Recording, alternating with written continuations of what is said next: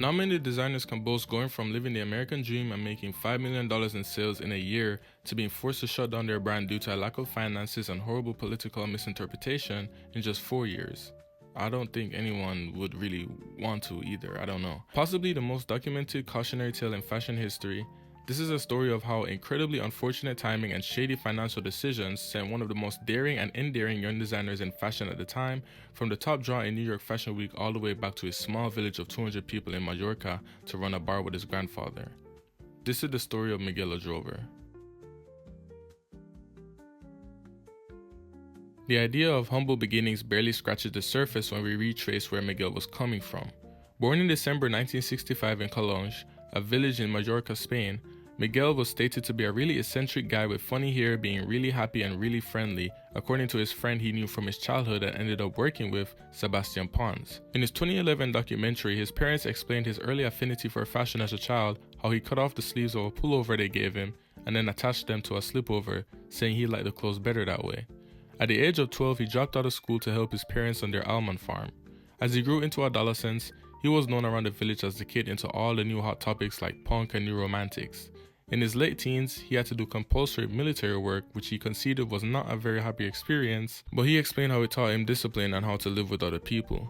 After his military service, he ran a bar in Palma, the capital of Mallorca, and then spent some time in Madrid with the famous film director Pedro Almodovar, even though I do not know what they were doing. Adrover took his first trip to London when he was 14, and he had a stint there working as a cleaner in Pakistani hotels. These trips can be thought of as an essential part of his growth, seeing how he was very into new romantics and punk back in Mallorca. A lot of sources on the internet state that through these trips he met Alexander McQueen, but in a moment you'll see why that exact date is disputed. After bouncing around for quite some time, a fateful trip to New York would spark the fire in his heart that he needed to become a designer and change his life forever. Upon arriving in 1991, one trip was all it took for him to decide that New York was where he belonged, so he stayed and worked as a janitor living in a tiny basement in Manhattan. Now one might think that going from the rural environment of Calonge in Spain to the Big Apple would have been a major culture shock, but we now know that New York meant everything to Miguel. It changed Miguel, he grew there, New York was what he was all about. Wherever and whenever you hear him speak about New York, it's with endearment and sometimes longing, saying things like, "This city gave me a voice and let me express myself," in his documentary, and he called the city the whole point of living in an interview with the New York Times in December 2004. In a feature for Fashion Report in Harper's Bazaar in May 2000, he quickly shut down any ideas of him transitioning to Paris Fashion Week like his contemporaries, Lee McQueen and John Galliano, saying it will be a different story. I have a pretty clear vision of what I want to do in New York. Upon his return to New York in the early 2010s to drop out some of his pieces to the Met, he couldn't bear to look down on the city he once championed, saying it was too much for him and that he would pay the same amount of money he was paying to stay in the hotel he was staying in right there and then to go back to his rat-infested basement in the 90s. If that's not love, then I don't know what is. But after stabilizing in New York over the next few years, Miguel re-encountered the previously mentioned childhood friend Sebastian Pons in 1994, who apprenticed with him over the summer doing his fashion studies when Miguel first began to make clothes. Pons would end up being the link between Miguel and McQueen, which is why I said the time frame of their meeting is a bit shady due to many sources saying that Miguel met McQueen during his early trips to London. But this information of Pons being the reason that they met came from a profile in the New Yorker in April 16, 2001. And the info is coming from Pons himself, so let's go with that timeline, alright? Good. So Miguel would go on to help McQueen with many of his shows and develop a strong friendship with Lee, right? He was even on the couch with Lee in New York when he got the call to become the creative director for Givenchy. Him and Lee would spend time with each other in New York and France and London and even Miguel's native village. And for his fall-winter 1998 show Joan, McQueen dedicated it to Miguel. For some of Miguel's first collections, Lee provided a lot of support through clothes and finances, and in his documentary we can see Miguel reacting to a news broadcast of McQueen taking his own life, prompting him to explain how Lee was one of the most influential people in his life and how he wished he was there for him, and now he feels very alone. In 1995, Miguel met a Native American tailor named Douglas Hobbs, and they became friends, beginning to create clothes together for a boutique that they opened in East Village, New York called Horn. This boutique became somewhat of a community for young alternative designers who maybe didn't have the financial or public backing that they needed at the time, like Alexander McQueen, Bless, As4, and Douglas Hobbs' own label, Doug. This boutique operated until March 1999 when Adrover and Hobbs decided to focus most of their attention on women's wear. This is the period of time that Miguel began to gear up for the production of his first ever collection. Miguel scrounged together what little people and money he could find and began to plunder the streets for clothes and fabrics to upcycle for his collection. The first collection, titled Manaus, Chiapas, New York City, was held in a Latin theater on the Lower East Side of New York in May 1999, and it was based off of a Brazilian woman kicked out of her native environment by loggers, moved to Mexico to join the Zapatista rebels, and ended up homeless in New York. It began with a woman completely naked with her face covered strutting onto a dark runway lined with tall reeds found in a jungle. Alright, now to be real with y'all, I could barely find any footage of this show outside of a clip from the documentary and a few images strung across the internet. The most popular image I could find was of a woman in a white dress with this bullet sash around her. The few other photos I found were in a blog speaking about him, but I'm not even 100% sure that these clothes are from this collection. But the collection was stated to follow the idea of a native woman stranded in New York, mixing elements of both worlds into the outfits of the models on the stage. This collection also displayed one of Adrover's most iconic pieces to this day, which is the I Heart New York City shirt with ruffled sleeves. He donated it to the Met Costume Institute in 2004, and they literally gave a whole summary to the piece, highlighting the juxtaposition of the snobbish sleeves with a tattered New York graphic that could be found in any tourist location in the Big Apple today. And that was a commentary on, and I quote, "the coexistence of the exclusive elite and the marginalized masses of New York City." Another famous piece from this collection was the Louis Vuitton skirt, created from taking apart and reconstructing a Louis Vuitton handbag. The fashion world ate up this tongue-in-cheek move, and the collection as a whole was well received, so a new star was on the radar. The post-press for the collection was strong as well, as his pieces graced the pages of a few magazines, including a dress that he made out of an American flag. So after this debut, Adrover basically had no money, right? He couldn't even market it because he only had $5 in his pocket. It's a miracle that we even got a second collection from him, and the only reason why we did is because American Vogue actually had to pay him for a very strange situation. So according to Adrover, the Louis Vuitton miniskirt and an anaconda skin coat from my first collection got stolen when they were being shot for the magazine. A messenger stole the pieces and gave them to his girlfriend, who was a stripper. Vogue gave me $2,000 for them. Yeah, thank God for those two. But yeah, anyways, his second collection, Fall 2000 Midtown or Meattown, was presented at 9 p.m. on February 6, 2000 at the Clement Soto Vélez Cultural Center on Suffolk Street, the same location as Adrover's debut. I don't know why there's confusion everywhere I look on the title, but I like both of them, so let's go with both. Adrover explained over a Skype call to another magazine in September 2016 that it was really about uptown and downtown and this place where people meet. You know, Midtown, Meattown, you get it? The streets of New York were a big inspiration. You could be an upper class lady from Park Avenue or a homeless person from Chinatown. Due to the buzz from the last show, loads of photographers and buyers from places like Neiman Marcus and high-profile names like Anna Wintour and Susie Menkes and Julie Gilhart, who was the vice president of women's fashion at Barney's, were in attendance for what could have been considered the top draw of the Fashion Week calendar that year. There was a strong atmosphere established in the build-up to the show, as the set featured steaming manhole covers, and just before the first model emerged, traffic noises and the tolling of a bell blared throughout the speakers of the venue. The models throughout the show walked to more sounds of traffic and rain that were recorded on Williamsburg Bridge.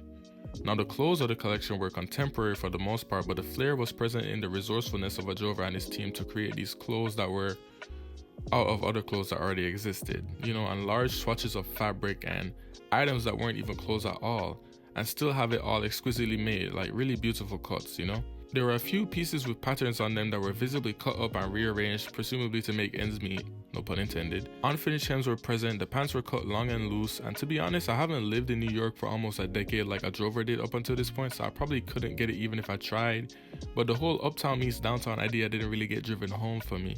Like, I see the clearest visible difference being described as a woman's work attire being juxtaposed against her more casual garments, but it's like the very same woman, The thing is, if that's what the downtown woman looks like and that's what the uptown woman looks like, then again, I really wouldn't know, because it's a different place and a different time that I have experience with, but to my underexposed mind, the contrast was not that stark.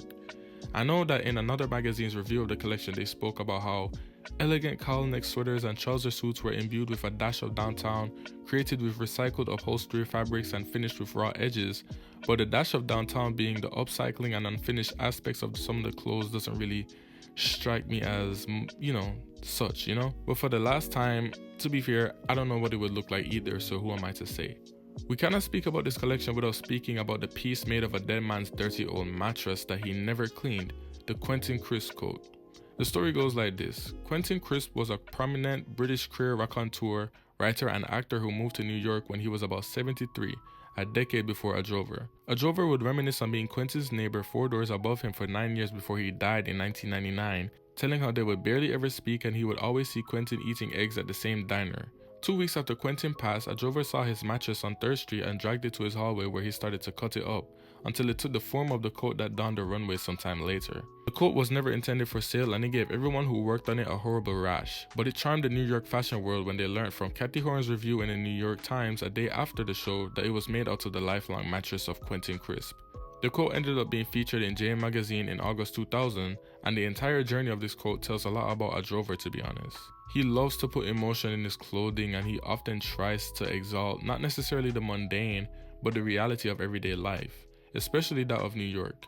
Lived in clothing and real experiences of real people and the melting pot of New York were big influences on not just his fashion career but his way of life. So a piece like the Quentin Crisp coat not only fits perfectly into a drover's world, but it can never really fit anywhere else. Just like the ruffle sleeve I Heart New York City shirt and the next piece from the collection we're about to talk about, this coat is now in the Costume Institute of the Metropolitan Museum of Art in New York. Now possibly the most recognizable a drover piece of all time, we are now putting the inside out backwards Burberry coat that got a drover threatened with a lawsuit under the microscope. For the origins of this coat, a drover explained how he and his close friend who used to work with him, Peter Hidalgo, went out for a party one night and started voguing, which prompted a drover to wear the coat like that. After seeing what he did, he told Hidalgo that he had to use it for the collection, and Hidalgo gave him the coat.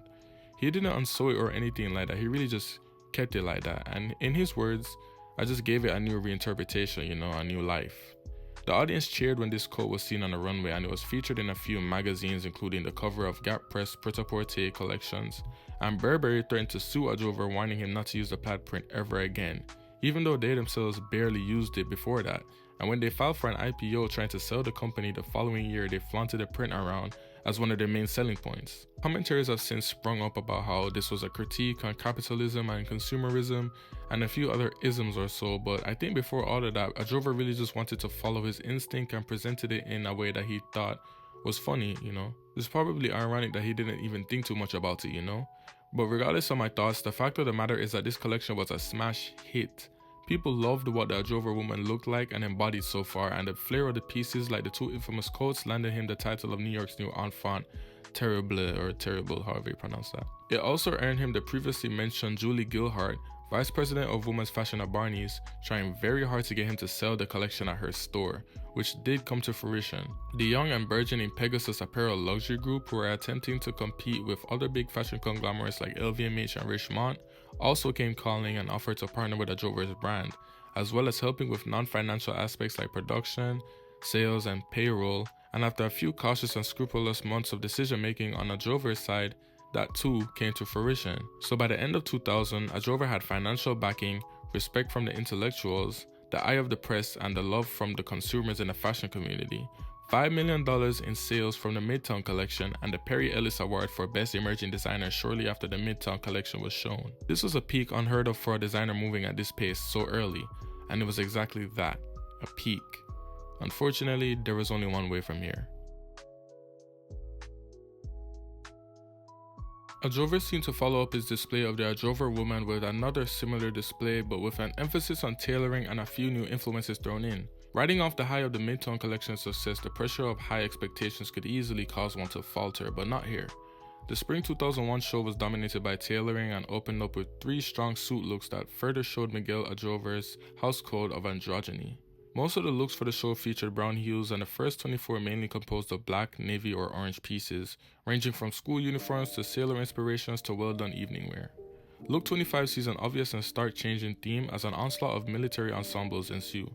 From the obvious color scheming to different ranks within the army being displayed to even a Boy Scout outfit, there was no room for misinterpretation here, and along with the obvious connection to his late teenage military service, I want to reference a Vogue interview a drover did speaking about some of his strongest house codes, published on September 4th, 2019. Just to get it out of the way, this show is probably the most plain and simple it gets with him in terms of what his main focuses were, which is why I'm breaking here to speak about this article about some of the codes mentioned, like repurposing, circularity, and especially being pro-women and diverse and inclusive, and how they are all really driven home here.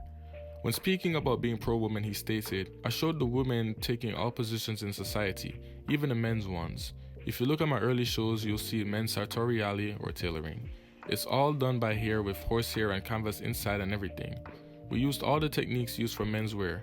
I used a lot of girls that had really strong images, androgynous looks that represent the man, but it was her. Nobody picked up on that. I'll speak about diversity and inclusion later on, but this is just the most brazen display of women being in men's positions that a drover spoke about in the interview, right? It doesn't get too much more manly in the mind of an average person than, the military. And yeah, can't forget about the tailoring, stunning as usual, brilliant. For look 41, we saw a backwards Burberry Quentin Crisp coat hybrid with a backwards coat that looks like it was made out of God knows what, really. From there on, we see the collection change directions again to go to a more, in my opinion, classic Western contemporary dress direction. Just another Adrover woman, and I personally love look 46. Like, it's so nice, I don't know. From look 53, it becomes sort of a mix of really everything we've seen from Adrover so far, and look 53 in particular shows another iconic Adrover piece, the dirty Marlboro button-down shirt, more poking fun at big corporations and capitalism, and yeah, woohoo. We start to see women come around with boom boxes and do-rags and big shorts and sleeveless tops, which is assumedly a reference to the men in New York Adrover encounters every day. But what threw me off bad is, oh my god, y'all, whoever wrote this Vogue interview for this collection calling the type of woman who would be seeing in these looks ghetto fabulous homegirls, that is actually insane. Such a cursed phrase. Like, 2000 was certainly a different time, but like, ugh. I'm adding that one to my playbook, actually, I don't care. Another standout you might have seen on Pinterest at some point was also the Polo Ralph Lauren logo shirt in look 75. Yeah, kinda cool. Adrover ran out at the end like he always does, and he knelt on the catwalk and shook hands with the Pegasus CEO. After a show that Deborah B pointed out in The Guardian 2 days afterwards on September 18, 2000, as an homage to uniforms, the fashion world seemingly couldn't get enough of Adrover and he couldn't do wrong. Helmut Lang had New York in a chokehold by then, but Adrover's name was really starting to hold weight in the Big Apple. And then he moved to Egypt.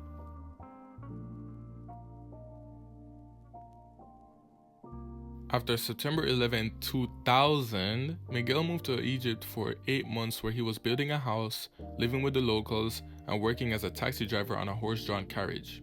Cool, right? Some of the main takeaways Adrover got from this trip that he spoke about to several outlets was the stark contrast in sex and particularly female sexuality between the East and the West, and how they were a lot poorer than Miguel had ever been, as he stated to the New Yorker in April 2001, but more simple, and how the combination of these contrasts made him feel like the rest of the world, especially America, had gone way too far and have even become like brainwashed and treat sex like Coca-Cola.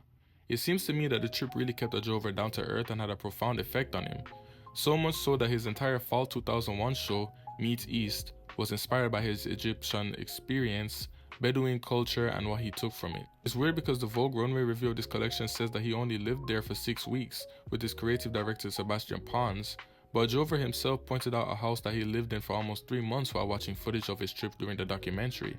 So I'm not fully sure what timeline or whose story to go with, but yeah. Presented on February 10, 2001 in an incense-filled room with dusty canvas hanging from the ceiling and Egyptian music playing, the early atmosphere was further set with the first model walking out in a white floor-length jaleba and matching head wrap. The show was a sharp departure from the previous displays of the Miguel Adrover look, but there were still similarities in ideas of uniform from his previous collection and tribal get-ups from his first. Many of the clothes were soaked in the river Nile for a day to get the worn tone and effect that Miguel was so fond of. Fits of the long garments were loose, comfortable, and as a result, defiant of the common form-fitting body-hugging conventions of women's runway fashion. And they were beautiful, of course, as well as the models. Adrover, of course, continued his taste for androgynous and diverse-looking models here, and I think it's very important if you're displaying another culture as somewhat of an outsider. Adrover isn't really a full outsider because he has Arabian roots, to not really be doing ridiculous things like putting these type of looks on like all Caucasian, blue eyes white dragon models or something. Almost all of them fit the bill. Though the usual suiting was present here and there in multiple pieces and usual Trump Lowell arrangements, this was really a masterful exhibition of drapery. It wasn't always just long brown and gray garments with white undergarments. There were really wonderful skirts, head wraps that came down onto the garment and added to the overall effect, And if this was the first Adrover collection I showed you, you'd probably think that he was born and raised in the East. This is appropriation done right. That word isn't automatically negative, by the way, because he really lived there for months on end just soaking it all up. Not as a tourist, but really living with the people and living their lives. And I'm sure it wasn't even for the purpose of making a collection out of it, but he was just really interested in the experience, you know? And we can also confirm that there was some personal interest in his Egyptian occupation, as he stated in an interview with Index magazine in 2000 that he wanted to be an Egyptologist when he was younger.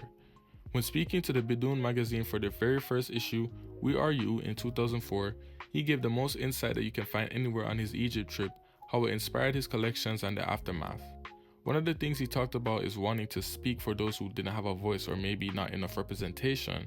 And when the interviewer questioned how some of these common folk would even have the money to afford his clothes in the first place, Adrover explained how when he represents a woman working in Egypt carrying things on her head, like he directly referenced in Luke 27, maybe when you actually see somebody like that, you'll pay more attention to them and not just pass them by as another body in the crowd, but maybe you'll see their individuality instead.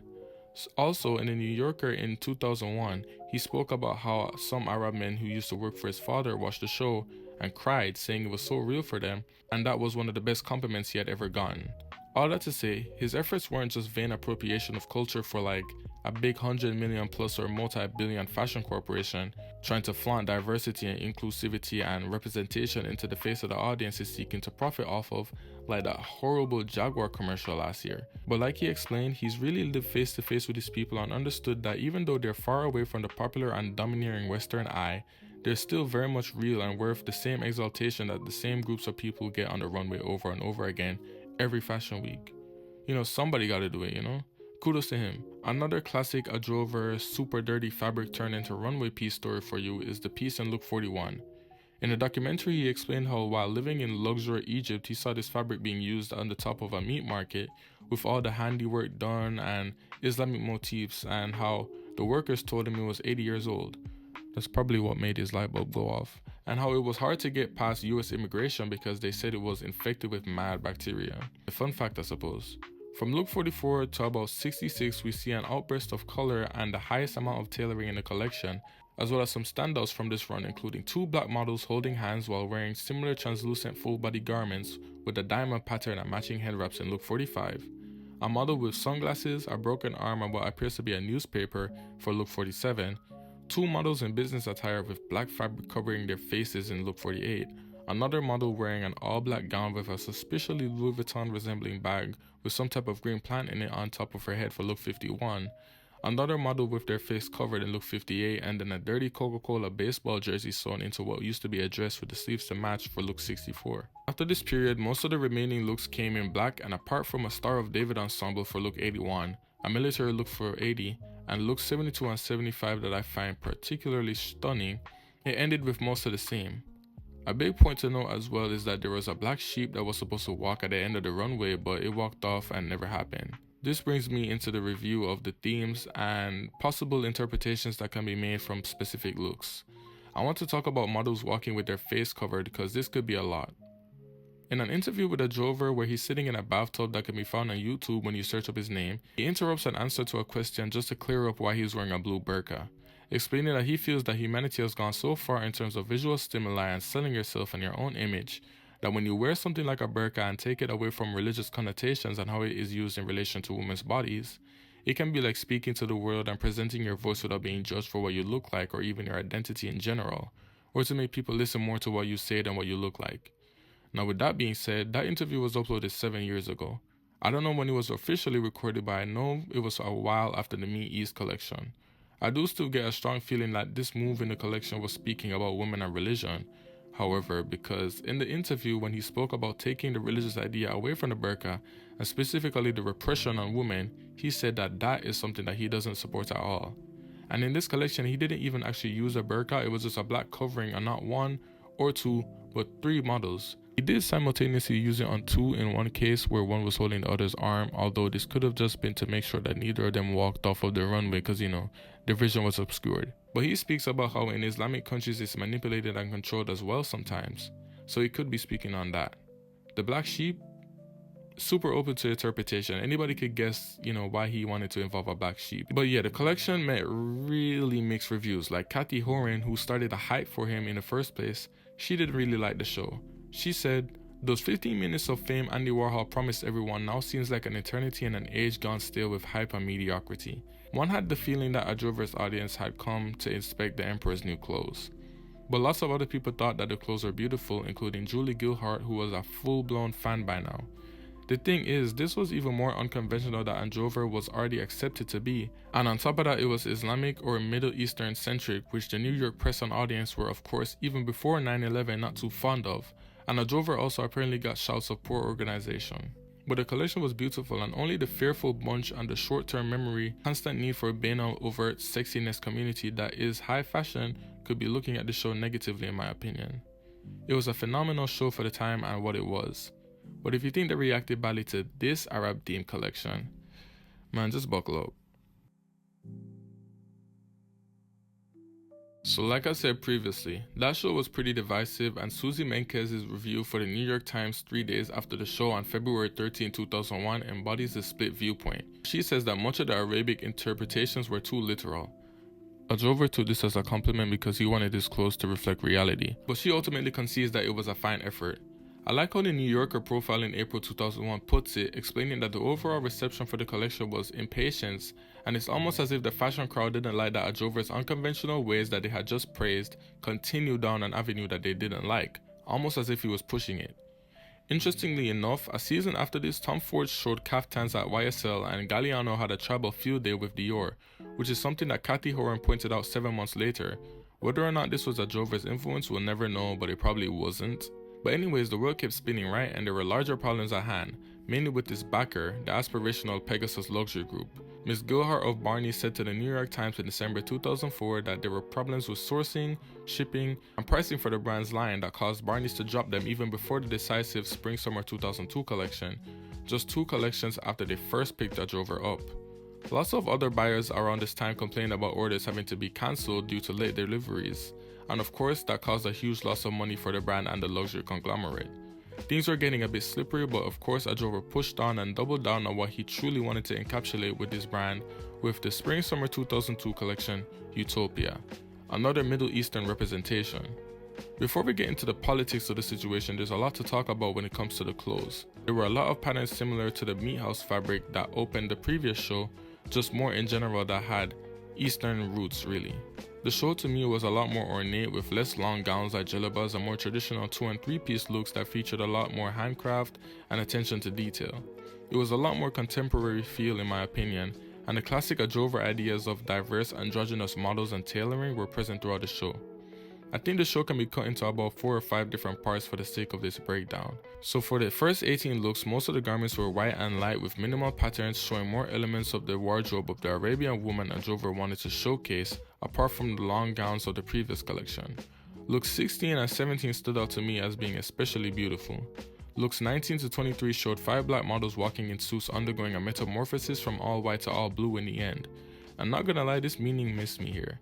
Maybe some type of religion conversion business, maybe a commentary on a certain Eastern country with a primarily white and blue flag, or maybe nothing at all, I don't know. Afterwards, white and blue looks dominate the runway in various forms from full mosaic gowns to stripe iterations to 50-50 looks. An explosion of African color scheming and dominance of dark-skinned models came from look 40 to 50, which was the best part of the show, I don't care if I'm being biased. The 3-hit combo of looks 48, 49, and 50 is some serious business, absolutely gorgeous. Fashion in all caps, like don't play. Whoever did the review for this collection on Vogue Runway claimed that this segment was Jamaican themed, and I don't really see the specific Jamaican theme in question popping out here. I think this is a bad generalization considering the fact that the Jamaican flag is black, green, and gold, and only one of these looks exactly played into that theme. And guess what? The Rastafarianism flag is red, green, and yellow with the occasional black lion involved in the middle. And most of these looks had all 4 of these colors included. Let's not act like most African countries don't include the 4 colors as well in their flag and heritage. This is a careless, clumsy, and reckless oversight and generalization from the reviewer here, and I hope whoever made this mistake was promptly handled correctly with strict force.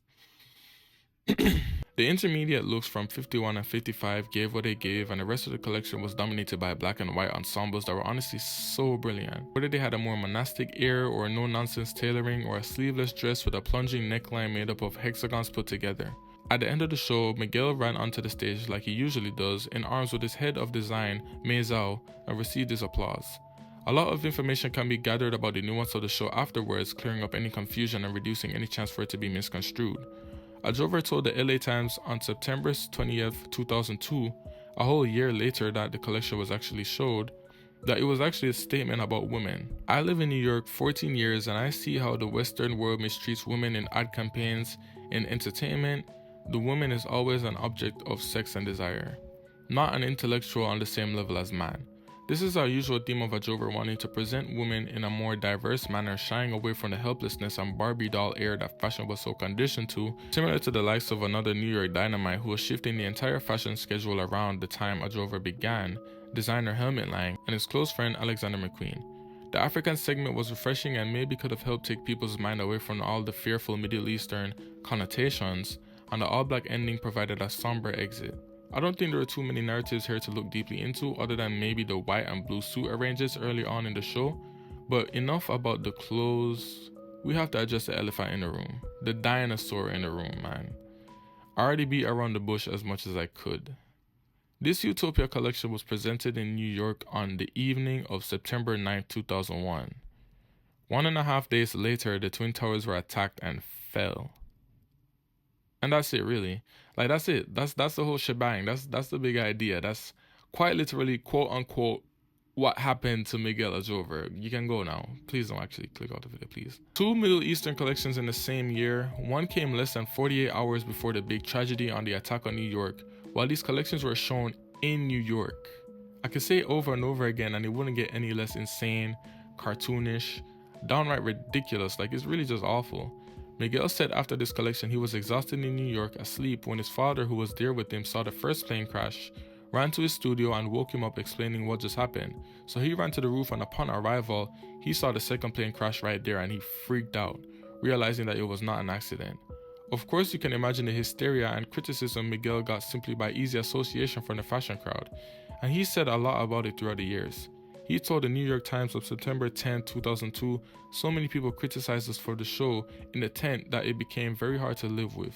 I felt that somehow I was participating. He was even getting bad press in his home country of Spain, where they were also claiming that the Islamic collections were tied into the attacks, as if this little designer who came from nothing, nowhere, was a prop to push terrorist propaganda in New York, right?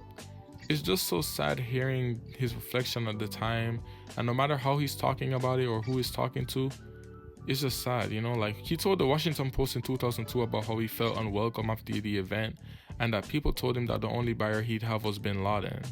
What people thought of the clothes didn't even matter at this point, and if the stance on his brand at the time wasn't bad enough, he literally got his phone plugged by the CIA in New York. Before the collection was presented, he used to send a lot of money to Egypt to build his house through Western Union, and he traveled in and out of Egypt 6 times a year according to him, and it supposedly showed on his record.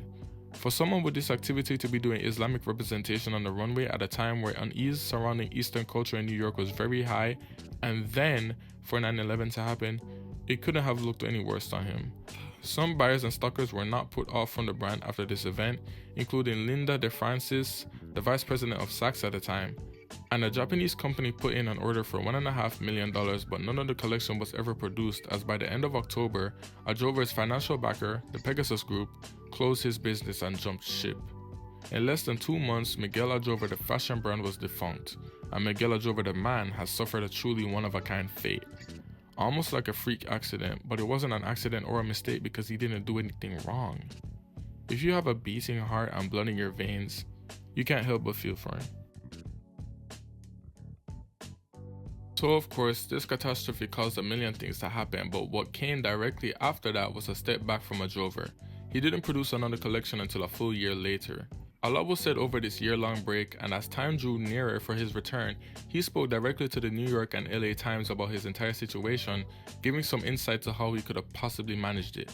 From speaking to these two outlets, we can learn that his next show was going to be dedicated to New York, featuring showcases to his flair, like a top made out of a durag material, and that he was currently sinking in almost his entire personal savings of $45,000 into making the collection happen.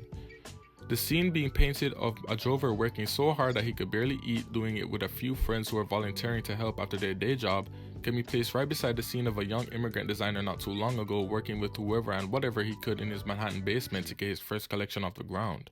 The outcome of Utopia was tragic, but now moving with a renewed fire in his heart, a drover himself said that he had a lot of responsibility on his shoulder, and at that specific point in time it was really important for him and his team to say something.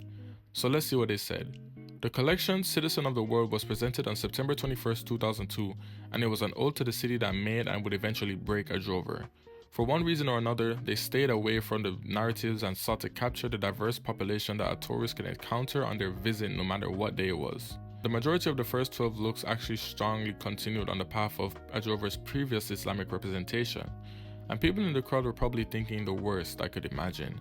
But from there on out, we see more relevant renditions like a man in a sleeveless unbuttoned flannel, shorts and sneakers with headphones on and a music device attached to his hip. A dark-skinned woman in an oversized shirt, a white hat over a do-rag, and a dark-skinned man in a black version of the shirt and what looked like shorts made out of do-rag material. The classic and well-done tailoring of a drover's brand was present all throughout the show, including a male and female duo walking down in identical looks for look 45. Possibly a soft message on gender equality. The most present hairstyle of the show was a bowl cut, and it mixed and matched with some Eastern-inspired looks that had unfortunately got a drover in trouble last year, with a few deviations like look 43 and 46. The standout looks to me were look 38, featuring a really cool tailored suit in black with clashing vertical white stripes and horizontal red stripes to form black squares at each intersection, and look 35 featuring a black model draped in a large blue blanket with the UN logo on the front, which is as far as politics went here. I'll end my review talking about this a little more, but I don't think there's too much that can be inferred from this move. It's just someone wearing the UN flag. Maybe there's a message of the government controlling people's lives wherever they go. Maybe it's a criticism of the UN making it seem like they protect people but they don't. Not exactly sure, I'm just throwing stuff out there. But the question that was presented in the building for the show finally has the opportunity to be answered. Was this a comeback? Yeah. I don't think anything could have turned around his misfortunes from this point forward, to be real, but the clothes were good. That was never the problem though. The problem is that according to a New York Times profile for him on December 1st, 2002, he didn't have any orders for the collection at that moment, almost 1.5 months after the collection. I just said that the clothes were definitely good and desirable, and the drover was a master of referencing whatever he wanted to at this point. But it seemed a drover being found in financial no man's land was just too hard of a hill to climb. So sadly, no, this wasn't a comeback at all. The New York Times profile also highlights a characteristic of a drover which at this point is impossible to ignore or sidestep: his one-track mind and unwillingness to bend his approach for financial gain. Even before and after this article, a drover has expressed his disdain for the way how things are done commercially in fashion, but lots of onlookers and even former employees of the Pegasus Group believe a drover to be a bit naive, ignorant, and undermanned. The general consensus was like, just like how Marc Jacobs had Robert Duffy and Tom Ford had Domenico De Sole, a drover needed his financial wizard by his side to keep his head above water and then some. But he refused to play the game of fashion, as he so often says he's interested in clothes, but not fashion. And that's what it is, right? A game. Once pleasing shareholders and buyers and things like that come into play, there becomes the requirement to maybe tone your messaging down or yield to trends here and there. And a drover wasn't having any of that. He even denied big stars the opportunity to wear his clothes in moments that would have gotten him exposed widely to the public eye simply because he didn't like or respect the person and didn't deem them worthy of his creations. This headfastness of a drover that could have been seen as a stalwart dedication to his important and pure messaging in fashion in the past was now turning into somewhat of an elitist and bitter ear, where it seems if something doesn't have any philosophy in it, then it shouldn't exist. But the truth be told, it's like some people just want a t-shirt that hugs them the right way, not a t-shirt that represents the South African apartheid or something like that, you know? I was trying to say these type of thoughts at the end of the video, but the New York Times profile showed his state of mind and business after the Citizen of the World show, so I thought I let it rip a bit on what I thought of that all. But anyways, moving on, don't get bored. The drover took a year off again, fully cementing his detachment from the biannual system of most houses, mainly for financial purposes and also just to present enough clothes all at once and not to oversaturate the market like he thought everybody else was doing. Shown in September 2003, In Surreal Real World was the name, and to be honest, there was a lot going on here. A drover is no strangers to long shows with 50 or 60 plus looks, but this was one quite long and sporadic show. Similar to Citizen of the World, it shows many different types of people that a drover sees every day. The collection was a melting pot of culture, but it was really just so many different things to take in.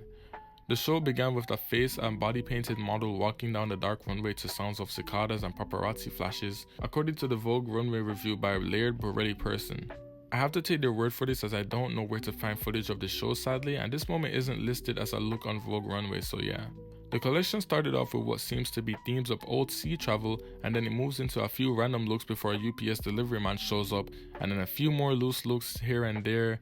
There's a topless model in underwear and bro, it was a lot.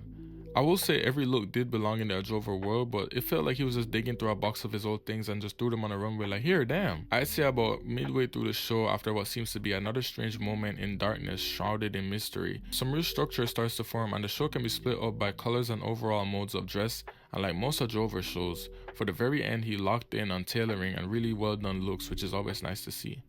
I'd say to me the standout looks here included a long blue dress with a ship printed on the front with mostly the top present for look 11, a white blanket saying world peace please for look 23, look 67 where there was a man carrying one of those makeshift stick bags that apparently had a globe in it to signify someone carrying the weight of the world on their shoulder.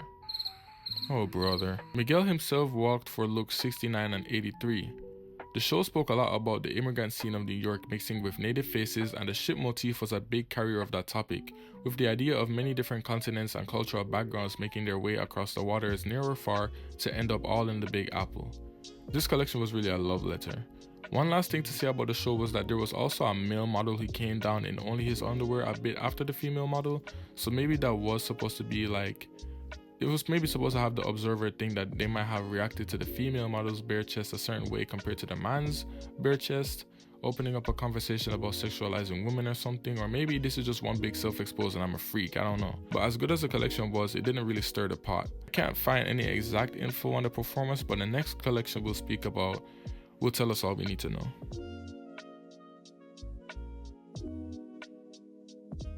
Following his newfound one-year release schedule to the very end, Miguel Adrover presented his last collection, The Americans, on September 9, 2004 in Sarah D. Roosevelt Park in Manhattan, drawing a crowd of locals in to witness his last effort. The main theme of the collection was the many different eras of American civilization, with heavy Native American representation along with cowboys, classic tailoring, modern New York attire, and some African representation as well. Adrover spoke about how he wanted to embrace many things about America that he tried to refuse, and how Native American representation goes back to his interest in the culture since he was a child, which is also something his grandparents spoke about in his documentary. It also wouldn't be an Adrover collection without classics like plaid, different types of hats, and very direct referencing through almost 100 looks. The length of the show, along with a lack of cohesion, which has become a theme of Adrover's last few collections at that point, brought forth some criticism, saying that even though the clothes were good, it didn't really make well for a collection or a presentation, and that it was probably hard for buyers to follow, which especially would have been bad for Adrover, as he infamously ran out in a shirt that said, "Anyone seen a backer?" on the front with his phone number on the back at the end.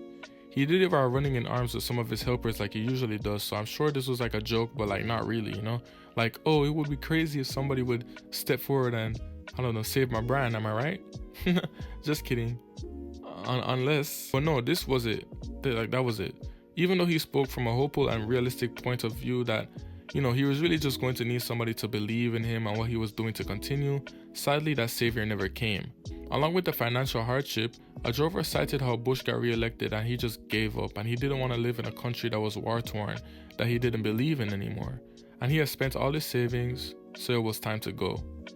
He has said much about his departure since 2004, and most of his comments follow the same line of disillusion with America and New York, the city that gave him a voice, that he tried to give a voice as well, and the fashion industry being a game that he just didn't want to play anymore and filled with people talking about things he found irrelevant or oversaturated or unimportant, etc., etc. It's like his statement to the New York Times in 2004 saying he's not going to be showing pink flower dresses on the catwalk if people are in the world throwing bombs, or how fashion lives in a bubble.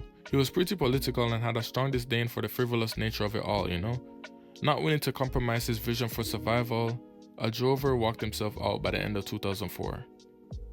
And then he kinda came back. During some quiet years living in Mallorca and running a cafe after his exit, Adrover penned a deal to become the creative director of the German eco-centric brand Hessnatur. or Natur, I think it's Natur, in 2007 after turning down a big deal to work with Tommy Hilfiger. The CEO of the brand, Wolf Lodge, stated how the brand pursued a drover and only a drover in order to transform their tree hugger image and be accepted more by the fashion world. Susie Menkes called this new partnership a match made in green grass heaven in the New York Times in April 2008. And of course, Adjover was also fond of the partnership as he felt that Hessnatur and him shared the same philosophies and he could work strictly on the clothes he was passionate about without having to worry about fashion. We now know that one of Adjover's strongest interests was sustainability through his resourcefulness and constant use of recycled materials for his clothes in the past. So the partnership went well and the clothes were selling well. We even see a clip in 2011 in his documentary showing him speaking to the Hessnatur team about a pair of white trousers and why he thinks it would sell, even though they weren't really fully on board with it. But yeah, anyway, it seems like Hessnatur wasn't enough for Miguel throughout those years after his New York exit, and he decided to make a shocking return in 2011.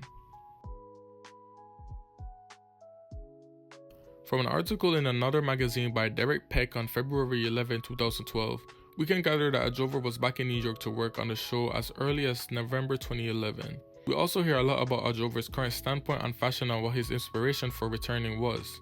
He stated that he didn't want to contribute to the crippling necessity of novelty and something constantly new and the immediacy of buying fashion, and that he wanted to show that beautiful things could be made out of what was already available.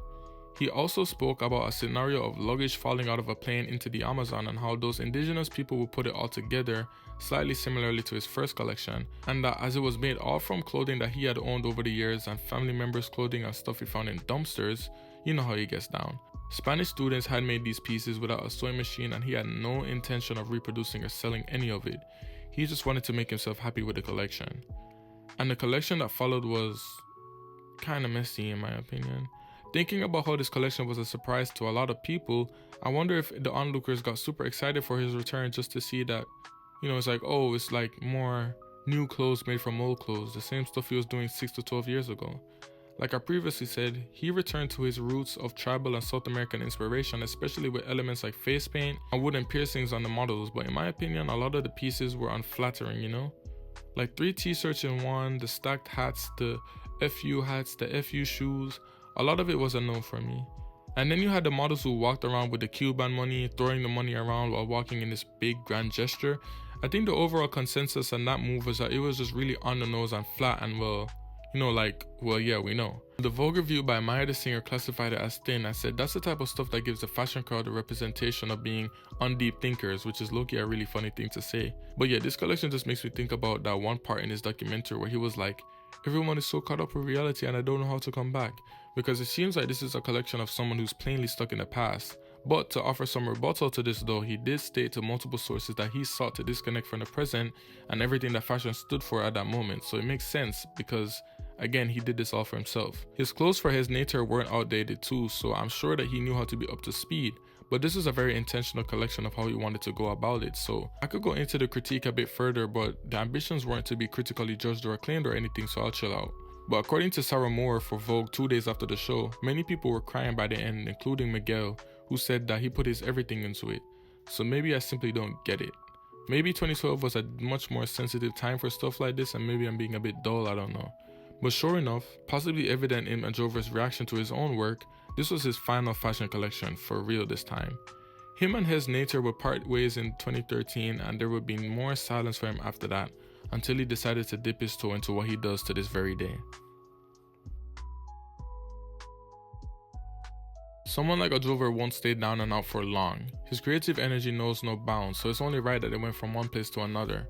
He turned his attention to art and photography, and I can't tell you when exactly he began, but I do know that he has been producing projects since 2016, according to a Yahoo article from 2021. Also, his main working space that he created for himself is a 300-year-old 11.5-foot underground space that used to be a well that he has been occupying since 2017. He uses a light calendar to keep track of how much daylight he has before it gets dark, and a lot of the pictures you see him post on his Instagram are in the well.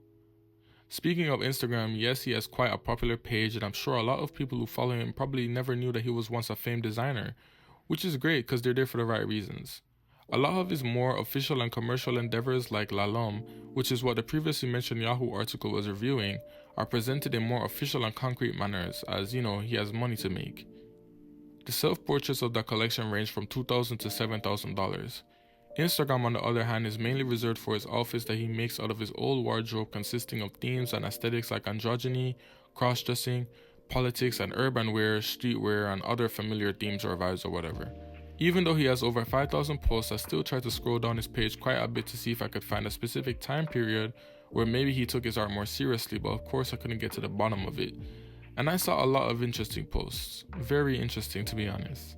Super insightful, to say the least. It's a fun scroll if you have an internet connection and nothing else to do, to be honest.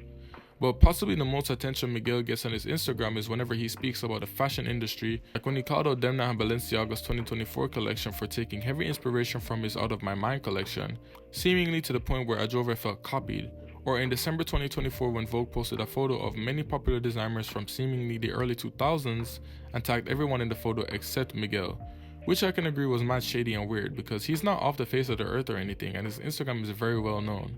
A lot of his captions for his fit pics can also be very insightful, like him speaking about giving up sex, or the state of the world, or what he thinks about fashion, etc. I think it's great that he's still around, just doing something, you know, like anything. Because what happened to him is enough to make a man go insane, it's crazy. But yeah, that's Miguel Adjover from like, I don't know, birth to present day. But wait, don't get bored, don't go away, that was a lot to digest, so let's lay it all out before we are done. So there's this good aforementioned Vogue article by Laird Borelli Person where they recap some of the core themes of his brand together in 2019 September, and I'm going to use those themes that they use as my own guideline to review his brand overall. I'll start with politics, right? World politics and fashion politics. Being political in fashion can sometimes be pretty risky to the point where you could be putting your entire brand on the line for even speaking about certain subjects. Adjover once spoke about how fashion exists in a bubble, and it's true, it's a fantastic landscape of romance and all of that, so they don't really want to see the reality of the world reflected there most of the time. Or at least not back when he was still new and fresh, you know, back in his day. But he came out the game swinging at big brands, expressing his disdain for their shallowness and lack of artistic and realistic content, which the crowd will always like, you know, it's kind of like a fourth wall break. Also, things like the UN and World Peace Please blankets and Middle Eastern women covered in blankets, things like that, Miguel always puts himself forward as someone who was very sensitive to the life of the common man and prejudiced people, especially their plight. And in a few cases, he shone lights on a lot of things that the fashion world probably didn't want anyone highlighting about the real world and fashion itself, from the overproduction and consumption of clothing to the treatment of women in the Middle East. Miguel also turned locally for the production of his clothes, although this was influenced by his lack of funds. Most of his team like May Zhao and Peter Hidalgo and Martin Greenfield, who he stated did his tailoring, stayed in New York, and he couldn't outsource even if he wanted to. Maybe this was one of the ways that he gave back to the city that gave him a voice and a place to belong. Along with the production being local, there was a huge emphasis on repurposing and circularity. I don't know why they split those two, it's pretty much the same thing, but whatever. Of course, this was Miguel's whole calling card, right? Like, oh, this dress is actually made from the tablecloth that my grandma used to have for the past 60 years or something. It's super important to him and it ties into our next topic. But back when a lot of brands were only dipping their toes into the sustainability world, with maybe using less harmful but still harmful fabrics and methods, Miguel was using things that didn't even need to get processed because they already existed, even though that was also heavily inspired by his financial hardships. Adjover never hesitated to speak out about how he hated the idea of always needing something new and how the industry was built on the gilded new season idea. He felt as if real clothes shouldn't need to be constantly replaced like that, and he championed the idea in every single one of his shows. Every single one. From the meat chop fabric he got in Luxure to the Quentin Crisp coat, the latter especially tying into harnessing of emotion in his work, right? Adjover was always so big on clothes that were lived and loved, clothes that had a real story behind them, and he often tried to give them life and exaltation by sending them down what is deemed to be a high form of glamour and beauty in this world, a high fashion runway. The story of the Quentin Crisp coat we reviewed in this video is enough to give you the entire idea of how Adjover thinks of clothes. He's pretty sentimental. Him crying at his final collection that was made with lots of clothes from his and his family's wardrobe is fitting. He made some things he considered beautiful out of the things that he had his whole life. We also saw how after Adjover's first Egyptian-inspired collection, there were the Arabian men who worked for his father who cried after seeing it, calling it the most beautiful thing that they have ever witnessed, and the people who were crying at the end of the Out of My Mind show. You know, he clearly had a good grip on channeling and evoking emotion in his work and observers respectively. Adjover was also big on being multicultural. We see this throughout his entire career. From the Egyptian inspired collection to the Americans to Citizen of the World, there were lots of different places constantly coming together on the Miguel Adrover runway each season. We know that Miguel has been all over, up and down, from Mallorca to New London to New York to Egypt to whatever. And I can firmly make the assumption that he is enamored by the beauty of this world and all its different looks, even from his Instagram page and some of the stuff that he posts over there.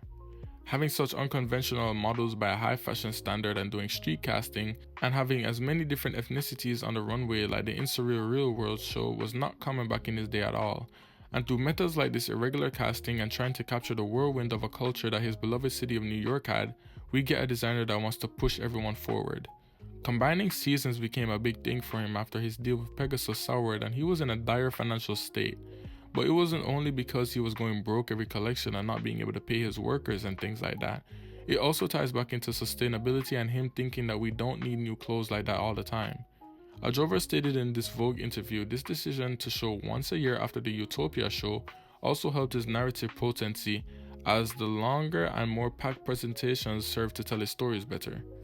There's more to grasp overall. And finally, being pro-women, I'd say, I grasped the pro-women sentiment in his collections the most from the fact that he wasn't always trying to put them in these big Barbie doll displays or other super objectifying or waist-hugging, curve-accentuating displays. And although here and there he did that, it was always so many different looks to the Adrover woman, from uptown to downtown to military to eastern to Amazon to African, to how many other ideas. He also stated in this Vogue interview how his selection of strong-looking and androgynous women wasn't very common, but also a form of showing an unconventional and underrepresented demographic. So yeah, overall, I think Miguel is greatly talented and instinctual, which served as a strength and a weakness. From the jump, he was never going to play the game of fashion, and before long, those types of people get thrown out one way or another. I do think there was a bit of naivety and headstrongness that kind of reeked. Like, there's this part in the New York Times article by Lynn Hirschberg in December 2002 where he sees John Galliano's Dior Spring 2003 collection on the TV, and he's kind of disgusted, saying, "Where's the philosophy? Where are the ideas? I am needed. The world needs me." It gets to a point where it's really oh brother, you know? Like, before the Comme des Garçons and the Margielas and the Issey Miyakis and whoever, fashion, high fashion, was really just beautiful couture dresses for women who could really afford it, bro. Philosophy didn't really start pushing its way into fashion until the 60s or late 60s. And this John Galliano romantic fantastic part of fashion is the backbone, undoubtedly. So I don't understand where his kind of understanding came from to be thinking like that all the time, bro. Why can't we even just have a balance? We can't even have a balance? For real? It gotta be something so deep and emotional and all of that every single time. Something that is plain beautiful on the eye can be emotional too, you know? It's like what Isabella Blow said, where she's I just wanted a pair of pants that made my butt look nice, not a pair of pants that represented the Holocaust or something. Most people really just want to look good and that's it. I think the fashion world latched onto Miguel and put him in a space where he most definitely did not belong, not skill-wise but atmospherically.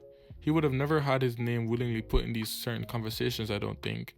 And when things got real hot, it was how dare you? This how dare you reaction from everyone, as if they weren't the ones who built him up for being so unconventional. And when he showed them that, it wasn't just a quirky DIY resourcefulness type thing and he was really like that, they weren't messing with it.